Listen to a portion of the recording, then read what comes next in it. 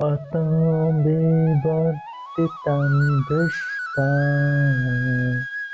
धार्तराष्ट्रान् कपिध्वज प्रकृतिशस्त्रसम्पादे धनुरुत्तमपाण्डव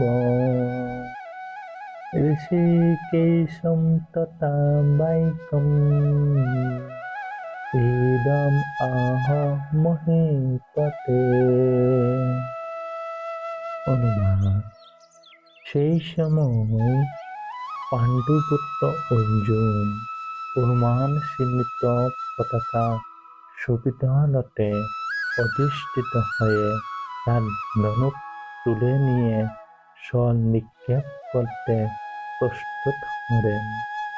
হে মহারাজ, ধৃতরাষ্ট্রের পুত্রদের সমর সজ্জায় বিনষ্ট দেখে অর্জুন তখন শ্রীকৃষ্ণকে এই কথাগুলি বললেন। তাৎপর্য: কুরুক্ষেত্র যুদ্ধের শুরুতেই আমরা দেখতে পাই পাণ্ডবদের অপ্রত্যাশিত সৈন্যসজ্জা থেকে ধৃতরাষ্ট্রের পুত্রদের হৃদকম্প শুরু হয়ে গেছে। পরমেশ্বর ভগবান শ্রীকৃষ্ণ স্বয়ং কুরুক্ষেত্রের যুদ্ধে উপস্থিত থেকে পাণ্ডবদের পরিচালিত করেছিলেন। তাই কৌরবদের এই হৃদকম্প হওয়াটা স্বাভাবিক। অর্জুনের রথে হনুমান অঙ্কিত ধ্বজাও একটি বিষয়সূচক ইঙ্গিত। কারণ রাম রাবণের যুদ্ধে হনুমান শ্রী রামচন্দ্রকে সহযোগিতা করেছিলেন এবং শ্রী রামচন্দ্র বিজয়ী হয়েছিলেন। কুরুক্ষেত্রের যুদ্ধেও অর্জুনকে সাহায্য করবার জন্য তার রথে শ্রী রামচন্দ্র ও হনুমান দুজনকেই উপস্থিত থাকতে দেখতে পাই।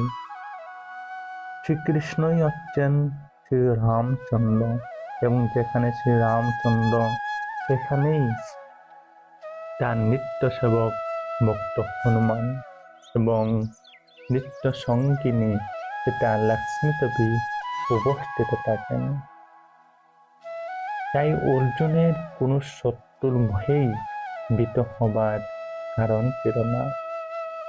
তার সবচেয়ে বড় কথা হচ্ছে যে সমস্ত ইন্দ্রিয়ের অধীশ্বর ভগবান শ্রীকৃষ্ণ তাকে পরিত্যাগ করবার জন্য স্বয়ং উপস্থিত ছিলেন।